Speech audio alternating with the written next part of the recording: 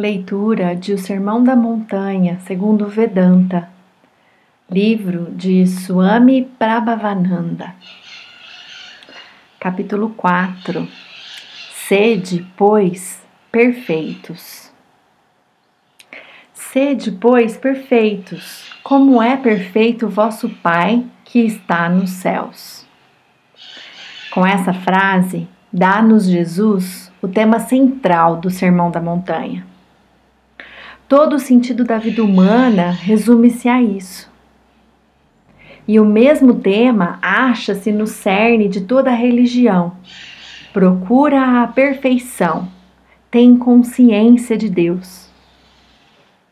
Temos ideia do que possa ser a perfeição quando se trata de objetos materiais ou de metas intelectuais ou morais, embora os padrões individuais possam variar. Mas o que se entende por perfeição divina? Uma vez que nossa mente se circunscreve no mundo de relatividade, dentro do tempo, do espaço e da causalidade, não temos condição de saber o que seja essa perfeição, porque ela é absoluta. Temos apenas a vaga ideia de que ela se refere a um estado de plenitude, de paz permanente e de realização.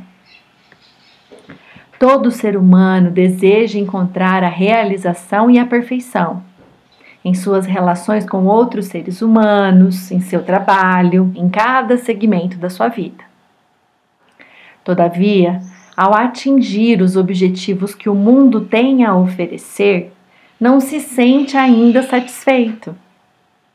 Pode estar rodeado por uma boa família, por amigos legais, pode gozar de riqueza e de boa saúde, de beleza e de fama, e não obstante, ser perseguido por uma sensação de carência e frustração. Naturalmente, é verdade inconteste que nossos desejos podem ser aplacados temporariamente nesse mundo. Podemos gozar de alguns prazeres e sucessos, mas esquecemos-nos sempre de que eles são passageiros. Se aceitamos os prazeres e o sucesso, devemos estar prontos também para aceitar a dor e o fracasso. Kapila, filósofo na Índia antiga, expressou de forma negativa a perfeição, como a cessação completa da desolação. Os sábios védicos procuraram exprimi-la positivamente, como Sati, a vida imortal, Chit, o conhecimento infinito, e Ananda, o amor e o êxtase eternos. Por detrás de cada esforço humano existe o desejo, por inconsciente e mal orientado que possa ser, de encontrar Satitananda, noutras palavras, a realidade suprema, Deus. Mas desde que a maioria de nós não tem consciência de que a finalidade real da vida é encontrar Deus, continuamos a repetir as mesmas alegrias e tristezas indefinidamente. Gastamos nossa energia em realizações efêmeras, buscando recompensa infinita no que é finito. Somente após passarmos por muitas experiências de prazeres e dor, ocorre-nos o discernimento espiritual. Começamos então a ver que nada nesse mundo pode dar-nos satisfação duradoura. Aí entendemos que o desejo de felicidade permanente, de perfeição, só pode ser satisfeito na verdade eterna de Deus. Temos o direito de aspirar a essa perfeição, pois é nossa herança divina. Nas palavras de São Paulo, o próprio Espírito é testemunha do nosso Espírito, de que somos filhos de Deus. E se somos filhos, então somos herdeiros. Herdeiros de Deus e co-herdeiros com Cristo. Mas onde encontrar a perfeição? Onde está Deus? De acordo com o Vedanta, existe uma base, Brahman, subjacente ao universo de nomes e formas. Ele é onipresente. Portanto, existe dentro de cada criatura e de cada objeto do universo, bem como além deles. Considerado seu aspecto imanente, Brahman se chama Atman, o eu interior.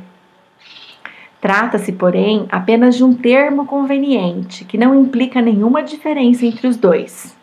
Atman e Brahman são um só. Quando a alma estiver purificada através dos exercícios espirituais e estiver apta a voltar-se para o interior de si mesma, o indivíduo descobre que seu verdadeiro ser é Atman Brahman. Revelar esse ser verdadeiro ou essa divindade que jaz oculta dentro do eu é tornar-se perfeito. Essa é a técnica de todas as práticas místicas. O próprio Cristo ensinou-nos a buscar o Deus interior. No Evangelho segundo São Lucas, lemos: o reino de Deus não tem aparência ostensiva, nem se poderá dizer ei-lo aqui ou ei-lo ali, porque o reino de Deus está dentro de vós. Essa afirmação às vezes tem sido interpretada para significar que Cristo viveu entre seus discípulos nesse mundo. Mas, se não aceitamos a afirmação de Cristo como uma referência à divindade dentro do homem, como haveremos de entender sua prece ao Pai? Eu neles e tu em mim, para que possam tornar-se perfeitos na unidade. Ou o lembrete do apóstolo Paulo aos Coríntios: ignorais, acaso que sois o templo de Deus e que o Espírito de Deus habita em vós? O que nos impede de perceber essa verdade de que Deus está sempre presente dentro de nós é a nossa ignorância, a identificação falsa da nossa natureza real, que é o Espírito, com o corpo, a mente, os sentidos e a inteligência. E a luz brilhou nas trevas, e as trevas não compreenderam. A luz de Deus brilha, mas o véu da nossa ignorância esconde essa luz. Essa ignorância é uma experiência direta e imediata. Só pode ser removida por outra experiência direta e imediata, a realização de Deus. A diferença entre ignorância e a realização de Deus, segundo Buda, é como a que existe entre o sono e o despertar. Em nossa ignorância, é difícil para nós acreditar que Deus pode manifestar-se. De fato, muitos resistem a essa ideia. No entanto, todas as épocas houve grandes almas que viram a Deus, falaram com Ele e tiveram experiência da união com Ele. Mestres como Jesus, Buda e Sri Ramakrishna não apenas manifestaram Deus, como ainda insistiram que todos devem fazê-lo. Um vidente védico afirmou: conheci aquele grande ser de luz fulgurante, além de toda a treva. Tu também, conhecendo essa verdade, superarás a morte. E Jesus disse: e conhecereis a verdade, e a verdade vos libertará. A experiência dessa verdade é possível através da transformação, ou, nas palavras de Jesus, do renascimento espiritual. A menos que uma pessoa renasça, não poderá ver o reino de Deus. Comentando essa passagem, o místico alemão Angeius Sileius disse: Cristo pode nascer milhares de vezes em Belém, mas se não renascer dentro do teu próprio coração, permanecerás eternamente só. O que significa ter Cristo renascido em nossos corações? Falam-nos os Upanishads que, em geral, o homem vive dentro de 3 estados de consciência: acordado, sonhando e dormindo sem sonhar. Nesses 3 estados é impossível ver Deus. Mas, além desses 3 estados, há um estado chamado quarto, que é conhecido dos místicos. Esse estado que transcende o tempo, o espaço e a causalidade. É o reino de Deus de que fala Cristo. O que se experimenta nesse quarto estado não é contrariado em tempo algum por nenhuma outra experiência. Ao contrário das fantasias do estado de sonho, que são anuladas quando acordamos. Embora o quarto estado transcenda os sentidos e a mente, não vai de encontro à razão. Quando ele ilumina o coração, acontece uma transformação permanente do caráter. Renascemos em espírito e tornando-nos perfeitos. Nesse estado transcendental, desaparece toda a consciência do mundo e de sua multiplicidade. Os hindus chamam a esse estado de samadhi. Os budistas chamam-no de nirvana. E os cristãos dão-lhe o nome de união mística ou união com Deus. Poucas pessoas, porém, entram nesse reino de Deus, porque poucos lutam para encontrá-lo. Como diz o Gita, quem se preocupa em procurar a liberdade perfeita? Um indivíduo, talvez, entre milhares. Naturalmente, existem hoje milhões de cristãos que frequentam com regularidade as igrejas. E milhões de hindus e budistas que fazem suas adorações em templos e pagodes. Mas destes, poucos buscam a perfeição em Deus. A maioria das pessoas satisfaz-se em viver uma vida mais ou menos ética aqui na Terra, na esperança de serem recompensadas na vida do além pelas boas ações que possam ter praticado. O ideal da perfeição de Cristo, em geral, é esquecido ou mal compreendido. É verdade que muitos leem o Sermão da Montanha. Poucos, porém, procuram viver seus ensinamentos.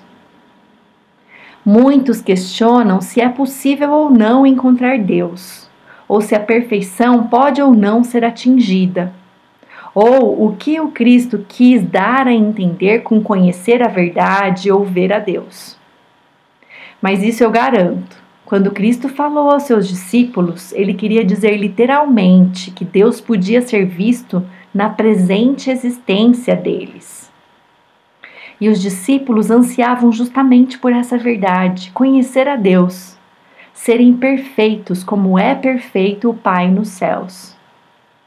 Como pode um aspirante da espiritualidade, que anela pela verdade, satisfazer-se com a teologia, com a filosofia, com as doutrinas e credos? Sri Ramakrishna costumava dizer a seus discípulos: vocês vieram para o pomar de mangas. De que adianta contar as folhas nas árvores? Comam as mangas e satisfaçam a fome. De igual modo, Cristo ensinou a seus discípulos como conhecer a Deus, como percebê-lo enquanto se vive nesse mundo. Ele não afirmou que a perfeição divina só pode ser alcançada depois da morte do corpo. Se verificarmos os verdadeiros fundadores das grandes religiões do mundo, descobriremos que eles expressaram uma única verdade. Capacitem-se de que Deus está aqui e agora. O grande obstáculo no caminho da percepção de Deus é a preguiça e a falta de entusiasmo da humanidade. Buda chamava a procrastinação na batalha pela iluminação de o maior pecado. Buda chamava a procrastinação na batalha pela iluminação de o maior pecado. E Cristo expressou a mesma ideia ao dizer: todo homem que, tendo posto a mão no arado, olhar para trás, não está preparado para o reino de Deus. Existem vários métodos pelos quais se pode alcançar a perfeição em Deus. Alcançada esta, cada aspecto do ser aspirante ilumina-se. Mas é natural que esses métodos ou caminhos da perfeição focalizem certas tendências do caráter humano, pois é evidente que algumas pessoas são intelectivas ou emotivas, outras ativas ou contemplativas, e que suas práticas espirituais reflitam seus caracteres. No Vedanta, reconhecem-se 4 caminhos principais para a obtenção da união com Deus. Esses caminhos, ou yogas, são úteis para iluminar a vida da perfeição, conforme foi ensinado por Jesus. Na Karma Yoga, o caminho do trabalho abnegado, cada ação é oferecida a Deus como um sacramento. Dedicando os frutos do seu trabalho a Deus, o aspirante à espiritualidade alcança finalmente a pureza de coração e obtém a união com Deus. No Jnana Yoga, é o caminho da discriminação entre o eterno e o não eterno. Quando, pelo processo de iluminação, todos os fenômenos transitórios tiverem sido analisados e depois rejeitados, permanece apenas o Brahman, e o aspirante da espiritualidade concretiza, através da meditação, a sua união com o aspecto impessoal da divindade. A Bhakti Yoga é o caminho da devoção. Nesse caminho, o adorador mistura seu ego com o ideal escolhido de Deus, cultivando intenso amor por ele como a um ente pessoal. A maioria dos crentes de todas as religiões do mundo segue a Bhakti Yoga. A Raja Yoga é o caminho da meditação formal. Trata-se de um método de concentração da mente unicamente na realidade suprema, até que se alcance a absorção completa. Esse caminho pode ser trilhado com exclusividade e não raro por aqueles que seguem, de preferência, a vida contemplativa. Mas, em certo sentido, pode-se dizer que a Raja Yoga combina os outros 3 caminhos, uma vez que a meditação pode incluir a ação dedicada a Deus, a adoração, o discernimento e a concentração sobre o ideal escolhido. Embora uma vida espiritual equilibrada exija a combinação harmoniosa das 4 yogas, uma ou outra normalmente predomina, dependendo do temperamento do aspirante. Entre os ensinamentos de Jesus, há muitos que podem se classificar de acordo com uma ou outra das yogas. Por exemplo, quando Jesus disse: sempre que o fizerdes ao menor destes meus irmãos, estareis fazendo a mim. Estava ensinando no espírito da Karma Yoga a adoração de Deus através da prestação de serviço do homem. A distinção entre o real e o irreal e a renúncia do irreal constituem a essência do Jnana Yoga. Não raro, Jesus pregava o discernimento e a renúncia. Por exemplo, acumulai tesouros nos céus, onde nem a traça nem a ferrugem podem corroê-los, e onde os ladrões não arrombam nem furtam. E não podeis servir a Deus e as riquezas. As etapas preliminares da Raja Yoga, a vida da meditação, compreendem a abstenção da ofensa aos outros, da falsidade, do roubo, da incontinência e da gula, e a observação da pureza e da devoção a Deus. A prática dessas disciplinas ajuda a tornar possível a concentração da mente num único ponto, a meditação e a absorção em Deus. Jesus insistia na prática dessas mesmas disciplinas, e ele próprio gastava boa parte do tempo na meditação e na absorção, recolhendo-se frequentemente em solidão para esse fim. De todos os caminhos para a união com Deus, Jesus deu ênfase especial ao caminho da devoção, insistindo no primeiro e maior dos mandamentos: amarás ao Senhor teu Deus com todo o teu coração, e com toda a tua alma, e com toda a tua mente. Os ensinamentos de Jesus sobre a devoção, como os de outros avatares, vão desde afirmações em que ele considera a si mesmo como um dualista, um devoto de Deus, até afirmações em que atesta sua identidade com a divindade. Na primeira cláusula do Pai Nosso, que será discutida em detalhe no próximo capítulo, Jesus não se descreve diretamente como Deus, mas fala de si como outro, ensinando-nos a adorar a Deus como nosso Pai que está nos céus. Em inúmeras passagens do Evangelho segundo São João, Jesus faz questão de dizer que o amor pelo Filho traz-nos o amor do Pai. Se alguém me ama, guardará minhas palavras, e meu Pai o amará, e nós viveremos e viremos a Ele, e nele habitaremos. Pois o próprio Pai vos ama, porque vós me amastes, e crestes que eu vim de Deus. Noutras passagens, Jesus declarou de forma inequívoca sua identidade com o Pai. Eu e meu Pai somos um. Quem viu a mim, viu ao Pai. Essa identidade decorre do ensinamento sobre devoção, como este: permanecei em mim e eu em vós. Como o ramo não pode produzir frutos por si mesmo, exceto se estiver unido à vinha, assim também não podeis vós, se não permanecerdes em mim. Vinde a mim, todos vós que labutais e estáis sobrecarregados, e eu vos aliviarei. Muitos mestres espirituais insistiram na prática da devoção, por ser a via mais fácil da manifestação de Deus. Nessa via, a renúncia do aspirante é absolutamente natural. Ele não precisa suprimir uma única de suas emoções. Deve apenas empenhar-se em intensificá-las e dirigi-las a Deus.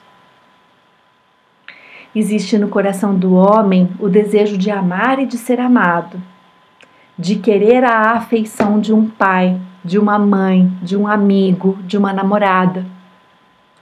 A maioria de nós, porém, não reconhece que esse desejo é, na verdade, uma busca de Deus, disfarçada de outras coisas. Em última instância, sentimos-nos frustrados e sós em nossas relações humanas, porque o amor que conhecemos e exprimimos no mundo humano não passa de reflexo imperfeito da coisa verdadeira. Dizem-nos os Upanishads: não é por causa da esposa em si mesma que a esposa é querida, mas por causa do eu. Não é por causa do marido em si mesmo que o marido é querido, mas por causa do eu. Não é por causa dos filhos em si mesmos que os filhos são queridos, mas por causa do eu. Não é por causa de si mesmo que algo é querido, mas por causa do eu. O amor de Deus nos atrai, mas nós o interpretamos mal. Interpretá-lo corretamente, chegar à realização do desejo por amor, somente é possível quando voltamos nosso amor a Deus, que é o próprio amor. Isso não significa que o amor humano seja errado ou deva ser evitado. Através dele, qualidades como a compaixão e a generosidade se desenvolvem e se alcançam as experiências necessárias para o desabrochar espiritual. Não se deve necessariamente renunciar à afeição humana. Ela se espiritualiza quando dada generosamente, sem possessividade e sem esperar reciprocidade. Quem aspira à união com Deus deve saber que todas as seitas religiosas que existem reverenciam a uma única e mesma realidade. Diz uma prece hindu: chamam-te por muitos nomes, dividem-te, por assim dizer, em diferentes nomes. No entanto, em cada um deles manifestas a tua onipotência. Atinges aquele que te adora através de qualquer deles. Deus possui infinitos aspectos e expressões. Pode manifestar-se a seus devotos de forma pessoal ou impessoal, com ou sem forma. Portanto, é necessário que o noviço jamais critique qualquer dos inúmeros caminhos e práticas religiosas que levam a Deus. Todavia, isso não quer dizer que pode seguir um ideal religioso hoje e outro amanhã. É preciso que se proteja na tenra planta da espiritualidade, até que ela se torne uma árvore robusta. A fim de que a mente possa absorver-se em Deus, o adepto do Bhakti Yoga exercita-se na devoção a um ideal único. Quando o amor por seu ideal escolhido tiver iluminado seu coração, descobrirá o devoto que o seu ideal é venerado pelos outros sob nomes e formas diferentes. Então, ele amará a Deus em todos os seus aspectos. Muitos seguidores do caminho da devoção escolhem uma encarnação divina como o seu ideal a quem adoram como sendo um com o eu interior e com a vida e a realidade transcendente. Citando Swami Vivekananda: os homens perfeitos são instintivamente venerados como Deus em todos os países. Eles são as manifestações mais perfeitas do eu eterno. Daí porque os homens veneram encarnações como Cristo ou Buda. É verdade que você e eu, e o mais pobre de nós, até o mais miserável, encarna esse Deus, e mesmo reflete esse Deus. A vibração da luz está em toda parte, onipresente. Mas o Deus onipresente do universo não pode ser visto enquanto não se refletir nessas lâmpadas gigantes da terra, os profetas, os homens deuses, as encarnações, as personificações de Deus. Nossas escrituras rezam: estes grandes filhos da luz, que manifestam em si mesmos a luz, que são eles próprios a luz, sendo venerados, tornam-se, por assim dizer, um conosco e nós nos tornamos um com eles. Assim, os grandes profetas e filhos de Deus, ao serem venerados, levam a humanidade à libertação e à perfeição. Estão sempre conscientes de que essa é a sua missão e proclamam-na a todos. Jesus diz: eu sou a luz do mundo. Quem me segue não caminhará na escuridão, mas terá a luz da vida. Sri Krishna diz: descarrega todas as dúvidas em mim, teu refúgio. Não tenha mais medo, porque eu te salvarei do pecado e da escravidão. Sri Ramakrishna diz: eu sou o santuário. Dá-me o poder de procuração. Eu te aliviarei de todas as cadeias do karma. Refugiar-se nesses mestres é refugiar-se em Deus, o que significa que devemos centrar nele a nossa vida. A graça de Deus já está em nós, mas para que possamos sentir a sua graça, é preciso que purifiquemos o coração. E para que o coração seja purificado, precisamos praticar as disciplinas espirituais. Em primeiro lugar, por onde quer que a mente e os sentidos errantes vaguem, temos de nos esforçar para ver o Senhor. Lemos numa das escrituras Vedantas: colhendo alimento puro, o coração se purifica. Alimento significa aqui qualquer impressão recebida através dos 5 sentidos. O segredo dessa disciplina espiritual está, pois, em cobrir todas as coisas com a presença de Deus. Em segundo lugar, cabe-nos praticar as virtudes éticas ensinadas nas Escrituras. Virtudes como a compaixão, a não violência e a castidade.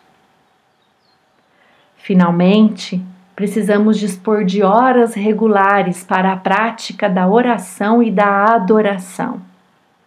Adoração significa manter diante de nós o ideal de divindade escolhido como um objeto de amor, e em sua presença viva dirigir-lhe ininterruptamente os pensamentos, como óleo derramado de um vaso para o outro durante longo tempo. Orar, nas palavras de São Paulo, é oferecer-se incessantemente. Pela prática dessas disciplinas, desperta no coração do devoto uma lembrança permanente de Deus. O pensamento do seu amado Senhor está continuamente em sua consciência. Todos os desejos o abandonam, permanecendo apenas um anseio: amar a Deus e viver em abandono completo à sua vontade. Essa devoção pura e despojada vem acompanhada da absorção em Deus e da união definitiva com Ele. Amor, amante e amado tornam-se um. Os efeitos desse amor supremo são descritos pelo sábio Narada em seus aforismos sobre o Bhakti Yoga.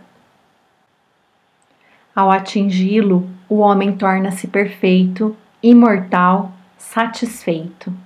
Não deseja nada, não se aflige, a ninguém odeia, não se deleita com coisas materiais, fica inebriado, regozija-se no êxtase de Atman.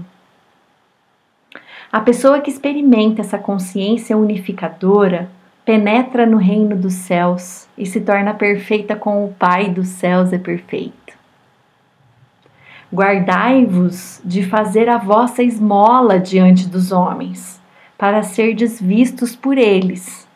Do contrário, não tereis recompensa junto de vosso Pai que está nos céus. Quando, pois, deres esmolas, não toques uma trombeta diante de ti, como fazem os hipócritas nas sinagogas e nas ruas, para serem glorificados pelos homens. Em verdade vos digo que já receberam sua recompensa.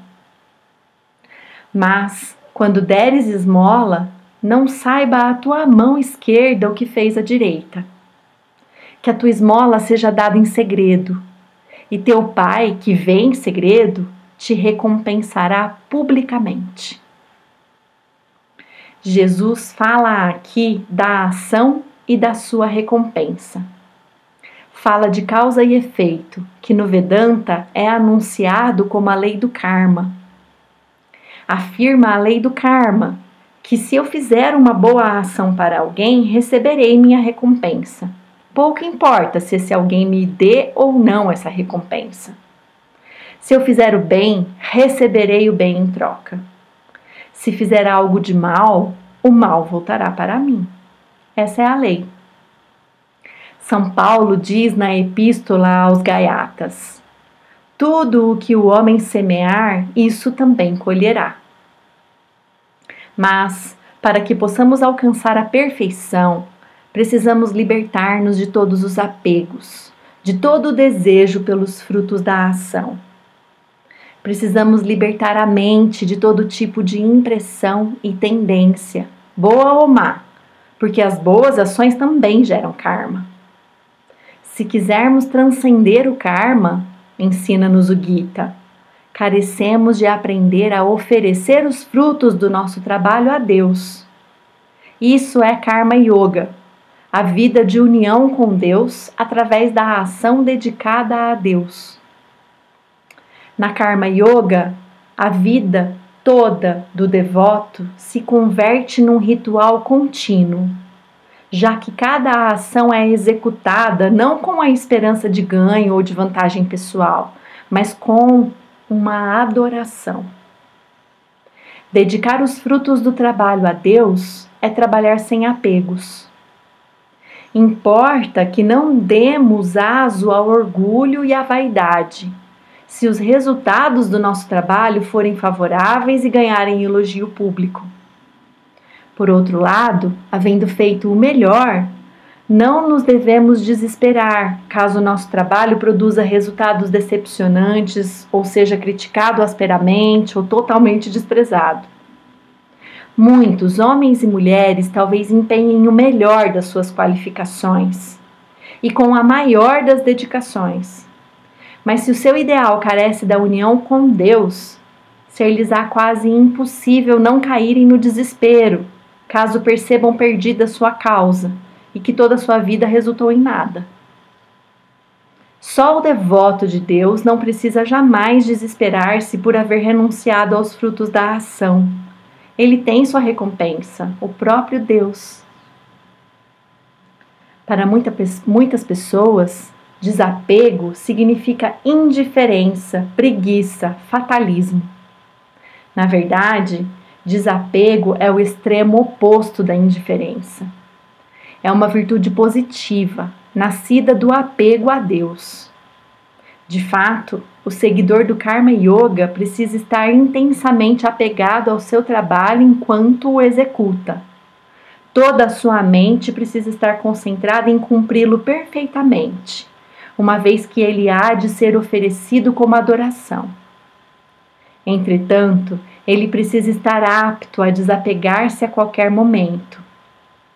Pela prática do desapego e do serviço desinteressado, o devoto se liberta da roda da causa e efeito, da ação e recompensa, e ganha o infinito. E quando orares, não sejas como os hipócritas, porque eles gostam de orar em pé nas sinagogas e nas esquinas das ruas para serem vistos pelos homens. Em verdade vos digo, eles já receberam a sua recompensa. Mas tu, quando orares, entra no teu aposento e, fechando a tua porta, ora a teu Pai que está em oculto. E teu Pai que vê ocultamente te recompensará abertamente. Nesse ponto, Cristo começa seus ensinamentos sobre a oração. Diz-nos que se quisermos algo menor do que Deus, poderemos obtê-lo. Se a nossa felicidade estiver na reputação, poderemos dirigir-nos a algum recinto público e rezar onde todos nos possam ver. E podemos receber nossa recompensa. Isso sem a menor sombra de dúvida. A oração pública recebe recompensas públicas. Reconhecimento, riqueza, seguidores, poder. Porém, a verdadeira religião não é matéria para exibições. É algo muito sagrado e, portanto, secreto. Por isso, adverte-nos Cristo para não fazermos aparato da adoração. A pureza e a espiritualidade genuínas não precisam de promoção. Se rezas a Deus por amor dele mesmo, não para fazer dele um meio para outras finalidades, então pouco importa o mundo, pouco importa se ele te condena ou te admira. Retira-te a um lugar afastado e pede-lhe, com a certeza de que ele se entregará a ti. Ele há de te recompensar com a sua própria presença. Mas, orando, não useis de vãs repetições como os gentios, pois entendem que por muito falarem serão ouvidos. Não vos assemelheis, pois, a eles, porque vosso Pai sabe o que vos é necessário antes de vós pedirdes. Deus não nos engana. Ele conhece as nossas necessidades e os nossos pensamentos mais íntimos. Ele é o ouvinte por detrás dos nossos ouvidos, o pensador por trás da nossa mente, o falante por trás da nossa língua. Ele é a consciência pura, cujo reflexo sobre a nossa inteligência torna-nos conscientes. Ele sabe se nossas preces são hipócritas, repetições vãs, ou súplicas de um coração sincero. Dizia Sri Ramakrishna: quando a palavra e a mente se unem numa oração sincera, essa oração é atendida. Valor nenhum tem as preces do homem que diz com os lábios: tu, isto é teu, Senhor, e ao mesmo tempo pense em seu coração que tudo lhe pertence. Não sejais traidores de vossos pensamentos. Rezai com um coração sincero e simples, e vossas preces serão ouvidas. Na próxima publicação, capítulo 5, a oração do Senhor.